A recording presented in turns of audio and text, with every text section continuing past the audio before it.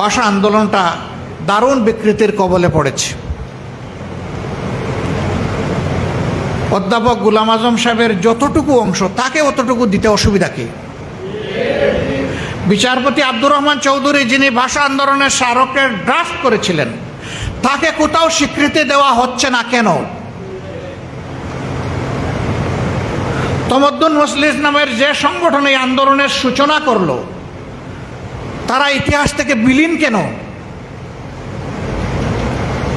যার যেখানে জায়গা থাকে সেখানে জায়গা করে দিতে হবে।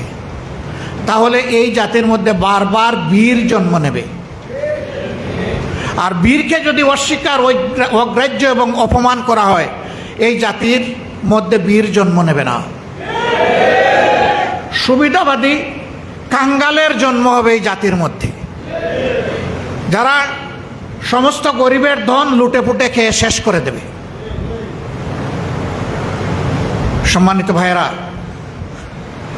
ইতিমধ্যেই আপনারা জেনেছেন এবং আমার ভাইয়েরা বলেছেন, গতকালকে আমি গভীর বেদনা থেকে একটা স্ট্যাটাস দিয়েছিলাম।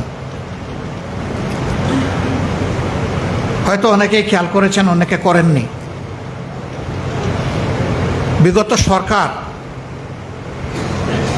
এই জাতির প্রায় প্রত্যেকটি নাগরিকের সাথে শুধু তাদের গোষ্ঠী ছাড়া জুলুম করেছে।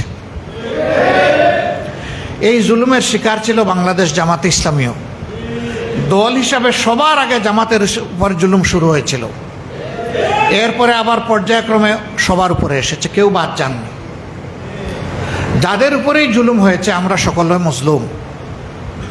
সেই মজলুমরা মিলেমিশে একাকার হয়ে যে আন্দোলনের সূচনা হয়েছিল 2011 সালে, সেই আন্দোলন চূড়ান্ত রূপ লাভ করেছে আমাদের সন্তানদের হাতে এসে 2024 সালে। আমরা সবাই মজলুম ছিলাম। এই চাপ